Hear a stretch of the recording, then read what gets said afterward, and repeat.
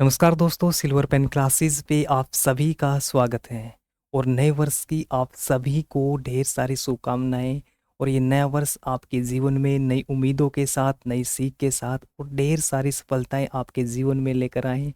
बस आप सभी ने अपनी मेहनत के ऊपर और अपने सपनों के ऊपर विश्वास रखना है। और आज नए वर्ष के ऊपर हरियाणा स्टाफ सिलेक्शन कमीशन ने हरियाणा पुलिस कांस्टेबल का नोटिफिकेशन जारी कर दिया है। और इस सेशन में मैं आपको कंप्लीट जानकारी दूंगा कि टोटल नंबर ऑफ पोस्ट कितनी है आपकी, आपका एग्ज़ाम पैटर्न क्या रहेगा, आपका जो सर्टिफिकेट है ईडब्ल्यूएस का जो सर्टिफिकेट था वो जनरल में आप जा सकते हैं या नहीं जा सकते। और जो जिन बच्चों ने जो आपकी लास्ट एडवर्टाइजमेंट थी हरियाणा पुलिस की जो अक्टूबर 2024 में थी, अब उन्होंने दोबारा से अपना फॉर्म फिल करना है या नहीं करना है, ये कंप्लीट जानकारी मैं आपको इस सेशन में प्रोवाइड करवाऊंगा। तो चलो हम स्टार्ट करते हैं।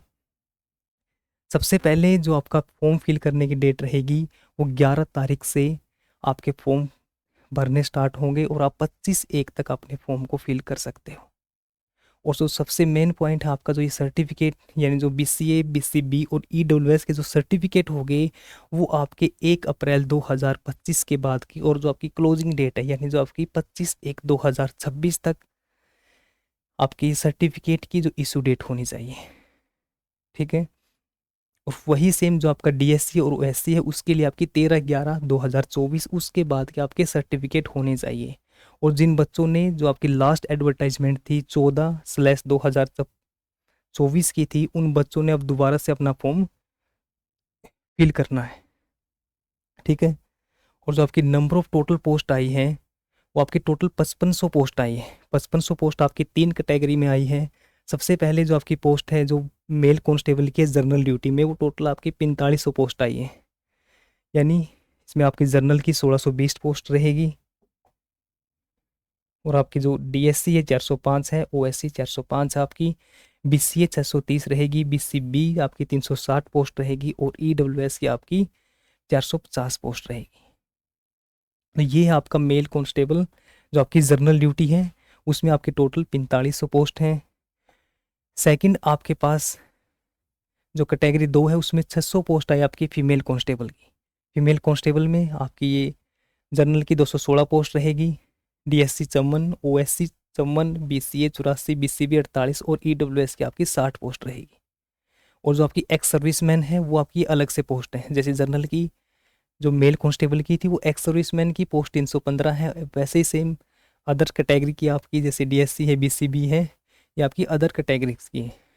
और जो थर्ड आपकी बार नई पोस्ट आई है आपकी कैटेगरी नंबर 3 में, ये आई है आपकी 400 जो मेल कांस्टेबल हैं वो आई है आपकी गवर्नमेंट रेलवे पुलिस यानी जीआरपी की पोस्ट। अब की बार ये अलग से आई है आपकी पोस्ट। इसमें आपकी जनरल की 144 पोस्ट आई है, डीएससी की 36, ओएससी की 36, बीसीए 56, बीसीबी की आपकी 32 और ईडब्ल्यूएस की आपकी 40 पोस्ट आई है। उसी तरीके से सेम जो आपकी ईएसएम यानी एक्स सर्विसमैन की पोस्ट है वो आपकी कैटेगरी के हिसाब से जनरल की 24 है, डीएससी, ओएससी, बीसीए और ये बीसीबी की आपको पोस्ट दे रखी है।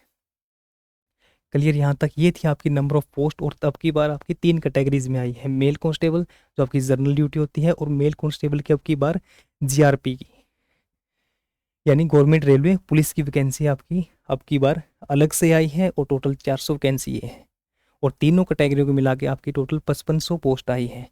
और इसमें जो आपकी क्वालिफिकेशन रहेगी वो आपकी +2 रहेगी। और जो आपके एक्स्ट्रा यानी जैसे बीए है या ग्रेजुएशन है, मास्टर पोस्ट ग्रेजुएट है, उसके कोई एक्स्ट्रा नंबर नहीं लगेंगे इस पर। और सबसे इम्पोर्टेंट जो आपकी एज रहेगी इसमें वो रहेगी 18 से 25 साल।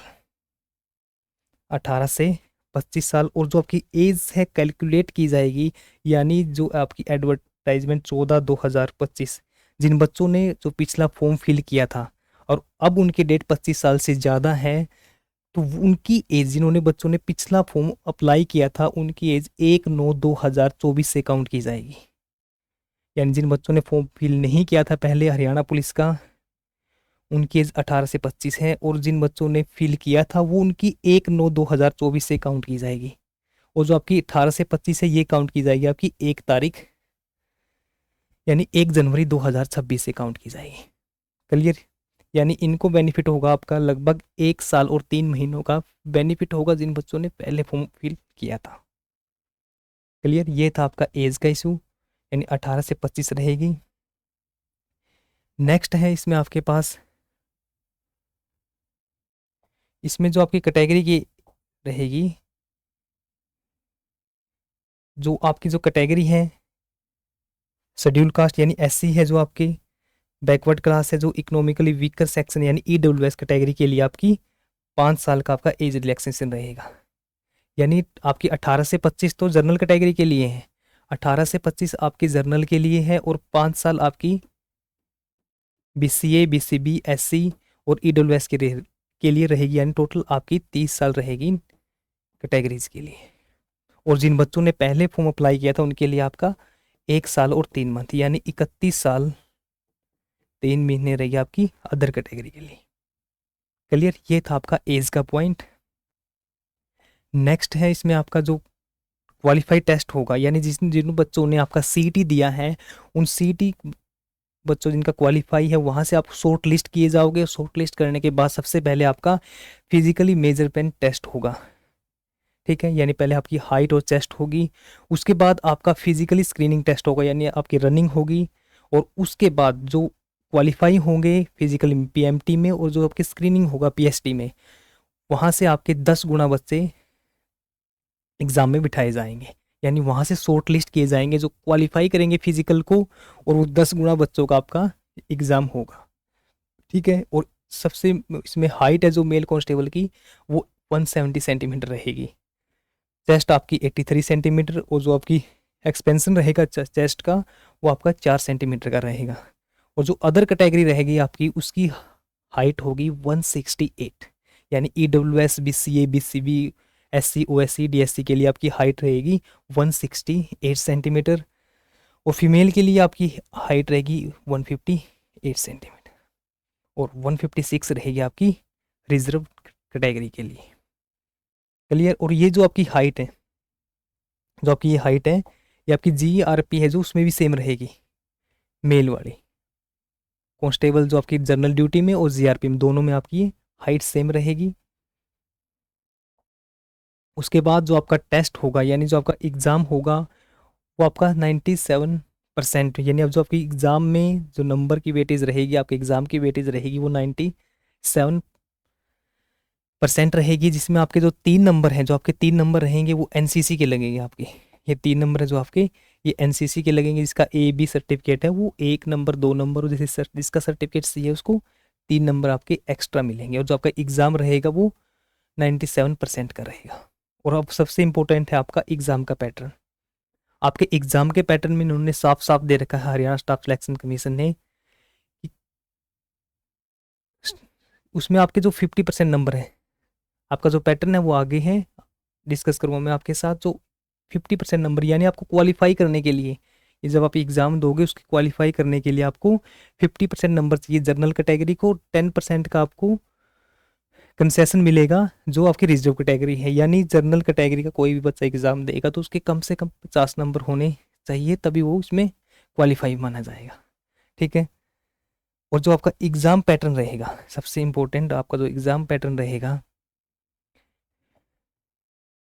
उसमें आपका जो टेस्ट रहेगा, यानी जीके रहेगी, जनरल साइंस रहेगी आपकी, करंट अफेयर रहेगी, जनरल रीजनिंग रहेगी, मेंटल एप्टीट्यूड रहेगा, यानी आपका जो न्यूमेरिकल एबिलिटी यानी मैथ रहेगा आपका, एग्रीकल्चर रहेगा, एनिमल हस्बेंड्री रहेगी, और इसके साथ साथ आपकी 10% वेटेज होगी कंप्यूटर की। यानी जो आपका कंप्यूटर होगा वो आपका 10% आपका कंप्यूटर आएगा, यानी 100 क्वेश्चन में से आपके 10 क्वेश्चन कंप्यूटर से रिलेटेड आपसे पूछे जाएंगे, और कम से कम आपके 20 क्वेश्चन हैं जो हरियाणा जीके से पूछे जाएंगे। यानी 100 में से आपके 20 क्वेश्चन हरियाणा जीके से पूछे जाएंगे, कम से कम, यानी 20 से ऊपर हो सकते हैं आपके, और 20 कम से कम क्वेश्चन आपके पूछे जाएंगे। यानी 30 नंबर का आपका कंप्यूटर और हरियाणा जीके रहेगी, और उसमें से जो आपका रिमेनिंग 70 क्वेश्चन रह गए वो आपके मैथ, जो आपका मैथ है, जो आपकी रीजनिंग है, यानी जो आपका सीटी परी का जो सिलेबस था वही सेम सिलेबस रहेगा, बस इसमें आपके जो 10% है वो कंप्यूटर के अलग से रहेंगे। ये है आपका जो हरियाणा पुलिस का जो आपका सिलेबस रहेगा। बस आपका जो चेंज आया है, जो आपका परी का था वही सेम यहाँ पे है, एनिमल हस्बेंड्री है, एग्रीकल्चर है, और 10 जो क्वेश्चन रहेंगे वो आपके स्पेशल अब की बार कंप्यूटर से रिलेटेड पूछे जाएंगे आपसे। जो आपका एग्ज़ाम होगा वो OMR बेस ही होगा। और ये था आपका टोटल एग्ज़ाम का पैटर्न। और जो मार्किंग रहेगी वो आपकी, जो आप अनअटेम्प्ट रखोगे क्वेश्चन को, उसके लिए 0.97 मार्क्स के आपके जो मार्क्स है वो डिडक्ट कर लिए जाएंगे यदि आपने किसी भी क्वेश्चन को अनअटेम्प्ट छोड़ दिया तो, यानी आपने सभी के सभी क्वेश्चन को अपने अटेम्प्ट करके आना है, वरना आपके नंबर को डिडक्ट कर लिया जाएगा। ठीक है। और ये आपका EWS कैटेगरी का था, यानी जो EWS कैटेगरी के लिए स्पेशली बोलना है कि आपका 1/4/2025 के बाद का बना होना चाहिए। और जो आपकी क्लोजिंग डेट है, यानी जो आपकी 25/1 तारीख है, यानी 25/1/2026 से आपका पहले एक आपका फॉर्म होना चाहिए। यानी जो आपकी ये रहेगी आपकी क्रूशियल डेट EWS कैटेगरी के लिए और अदर कैटेगरी के लिए। और एज रिलैक्सेशन, जो एज रिलैक्सेशन रहेगा आपका EWS के लिए, वो भी आपका 5 साल का रहेगा। और ये आपके डॉक्यूमेंट्स की लिस्ट है, जो आप जब आप फॉर्म फिल को करोगे तो आपको ये डॉक्यूमेंट आपके लिए मैंडेटरी रहेगी। यानी जनरल कैटेगरी में आपके scan copy of education qualification, यानी आप इसमें +2 तो है ही आपकी, आप इसमें एक्स्ट्रा ऐड कर सकते हो, जैसे ग्रेजुएशन आपने ऐड कर दी, बट आपको उसका एक्स्ट्रा बेनिफिट नहीं मिलेगा। आप पोस्ट ग्रेजुएट आप इसमें अपलोड कर सकते हो, यानी जो आपके क्वालिफिकेशन आपने वो ऐड करनी है। उसके बाद आपका एक फोटो होगा, कलर्ड फोटो, उसको जो आपका बैकग्राउंड होगा वो आपका वाइट रहेगा। जो थर्ड है आपका स्कैन सिग्नेचर रहेंगे, आपका जो आधार कार्ड रहेगा, और आपकी एक अंडरटेकिंग होगी जो आपने लास्ट में साइन करके अपलोड करनी है। ये आपको नोट रखना है इस .5 को, यानी अंडरटेकिंग को आपको नोट रखना है, उसके ऊपर साइन करके आपने अपलोड करनी है। और ये रहेगा आपका DSC OSC, यानी जो आपका सर्टिफिकेट है DSC OSC का, वो आपसे इसमें अलग से नोट करना है। यानी इसमें आपके 5 पॉइंट है और इसमें आपके 7 पॉइंट है। ठीक है। तो ये रहे, यहाँ तक आपका सेम रहेगा। आपको हरियाणा रेजिडेंशियल सर्टिफिकेट, यानी जो अदर कैटेगरी के बच्चे हैं जर्नल को छोड़कर, सभी बच्चों ने हरियाणा डोमिसाइल, जो आपका हरियाणा रेजिडेंशियल सर्टिफिकेट होता है, वो आपको इस साथ फॉर्म फिल करते टाइम आपको ये सर्टिफिकेट लगाना है। क्योंकि जो आपका बेनिफिट मिलता है कैटेगरीज में, जैसे EWS कैटेगरी है, BC है, BCB है, अदर स्टेट वाले बच्चों को इनका बेनिफिट नहीं मिलता। जो अपने स्टेट के होंगे, हरियाणा से होंगे, उन्हीं को इसका बेनिफिट मिलेगा। और इसीलिए आपको हरियाणा डोमिसाइल सर्टिफिकेट इसमें अप्लाई करना होता है। तो वही जो आपके 5 डॉक्यूमेंट है ये सभी के लिए सेम है। उसके साथ जो एक्स्ट्रा लगेगा आपका, आपका जो कास्ट सर्टिफिकेट है, यानी जो आपका कैटेगरी सर्टिफिकेट है, आपको वो लगाना है। और उसके बाद आपने इसमें जो आपका डोमिसाइल रहेगा, ये पॉइंट नंबर 5 है जो आपका, वो लगाना है। यानी 2 डॉक्यूमेंट इसमें आपने एक्स्ट्रा लगाने हैं। वही सेम आपका जैसे EWS के लिए है, इसमें 8 है आपका। EWS में देखो आप, वही आपकी क्वालिफिकेशन के, ये आपका फोटोग्राफ है, सेकंड पॉइंट है, फिर आपके सिग्नेचर है, फिर आपका आधार कार्ड है, फिर आपका डोमिसाइल है, और फिर आपका EWS सर्टिफिकेट है। आपने EWS सर्टिफिकेट लगाना। और लास्ट में अदर रिजर्वेशन सर्टिफिकेट, यानी इससे भी अलग कोई रिजर्वेशन है तो वो आप अप्लाई कर देना, वरना आप पॉइंट नंबर 7 को छोड़ देना। और लास्ट में आपको ये पॉइंट है जो अंडरटेकिंग का, वो जरूर याद करके आपने वो इसमें अंडरटेकिंग आपने फिर अप्लाई करनी है लास्ट में। तो ये थे आपके डॉक्यूमेंट, साथ में आपकी नंबर ऑफ पोस्ट थी, और साथ में आपका जो सिलेबस था। ठीक है। और वो था आपका सिलेबस, यानी आपकी जो टोटल नंबर ऑफ पोस्ट है, टोटल नंबर ऑफ पोस्ट आपकी वो रहेंगी आपकी 5500, और जिसमें total number of post 5500, 4500 post आपकी सबसे मेन मेल कांस्टेबल की रहेगी, 600 पोस्ट आपकी फीमेल कांस्टेबल की है। और सबसे पहले अब होगा आपका फिजिकल इमेज टेस्ट, यानी PMT होगा। इसमें आपकी हाइट, यानी जनरल के लिए 170 और अदर कैटेगरी के लिए 168। और जो आपकी फॉर्म की जो जैसे EWS सर्टिफिकेट है, या आपका BC है, BCB है, उनके लिए जो आपकी डेट रहेगी वो 1 अप्रैल 2025 से बाद की। और जो क्लोजिंग डेट है, यानी जो 25/1/2026 है, उससे पहले का आपका सर्टिफिकेट होना चाहिए। क्लियर। और जो सिलेबस है आपका, उसमें आपके 10 नंबर, यानी जो आपका CET परी का सिलेबस था वही सेम सिलेबस रहेगा। इसमें एक्स्ट्रा आपके जो 10 नंबर है, 10 क्वेश्चन है, वो आपके कंप्यूटर से रिलेटेड आपसे पूछे जाएंगे। तो आप सभी ने अपनी फिजिकल की, PMT की, और जो आपका फिजिकल स्क्रीनिंग टेस्ट होगा उसकी तैयारी करनी है। जल्द ही इसमें आप शॉर्ट लिस्ट बच्चे किए जाएंगे, और उसके बाद आपका लगभग 1 मंथ के बाद आपका फिजिकल स्क्रीनिंग टेस्ट और फिजिकल मेजर टेस्ट होगा। और उसके बाद जो बच्चे क्वालिफाई करेंगे, वहाँ से आपके 10% शॉर्ट लिस्ट किए जाएंगे और उन बच्चों का एग्ज़ाम होगा। तो ये थी आपकी टोटल नोटिफिकेशन की इन्फॉर्मेशन।